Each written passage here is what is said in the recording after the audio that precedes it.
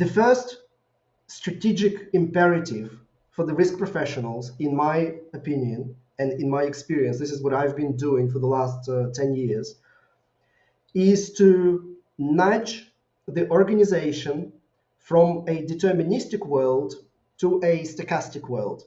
I think we, as the global society, have matured enough to realize that many of the things in our life are actually stochastic. Um, and using simple words, what this means is that there's a lot of uncertainty and volatility in the world. And I'll try and give you some examples on that, because this is groundbreaking stuff, because it's literally the opposite of what most risk managers on the planet are doing. Imagine, a business plan or a budget or a new investment project. There's usually some sort of NPV model, or there's some sort of cash flow calculation. There's usually some sort of Excel calculation or ERP software calculation. And in that calculation, the management makes a lot of assumptions. For example, they say, okay, the foreign exchange for us in Brazil, for example, it is 5 Brazilian reais per dollar.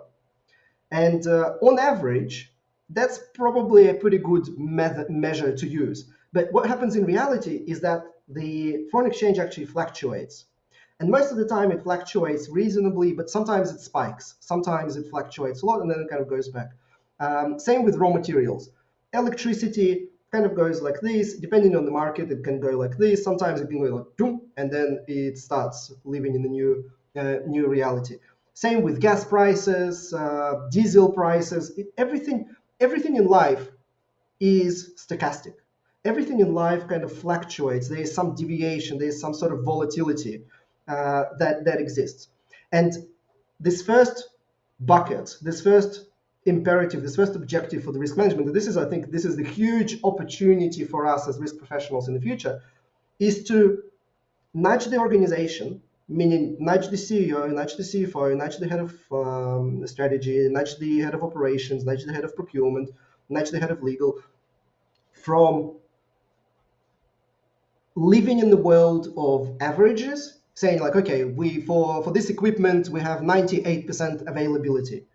And on average, that's probably true. Although, that also needs to be investigated, because most of the time the average is used in business plans and decisions and investment projects are not actual averages. But that's a whole separate story. On average, it may be fine. But in reality, if you actually looked at the particular piece of equipment performance, what you would see is it's available, 100%, and then it's suddenly not available, and then it could be not available for an hour, 3 hours, a day, a week, a month, 6 months. 6 months is obviously a major incident, and that's where insurance would typically kick in. But the reality is that we think it's 98% on average, but it's actually never 98%. It's actually 100, 0 for a few days, then 100, then 0. And so the actual behavior in real life is completely different to this average line. It's actually sometimes like this, sometimes it's like this. And the same with ore grade in mining, for example. Our plant is designed for a specific ore grade, and the reality is that ore grade fluctuates every day. Or the production process is designed to use this much reagent. And in reality, if you actually looked at the physical data, what you see is that you say, okay, we need to use 5 kilos per ton or something. And then you expect, okay, 5 kilos per ton. But when you look at it in reality, it's actually like 7 kilos today, 3 kilos tomorrow, 5 kilos the following day, 5.5, and it fluctuates.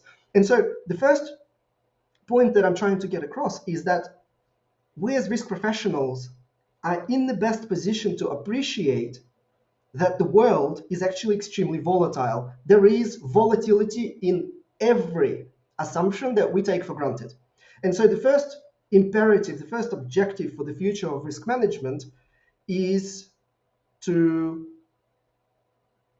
bring that volatility back into the conversation. Capture that volatility, capture that uncertainty or variability, call it whatever, capture it, and then bring it back into the conversation. So the first bucket we can call, and I didn't come up with that. Sam Savage from Stanford and profitabilitymanagement.org came up with this. Let's call it the first strategic future direction for risk management is to fight the averages.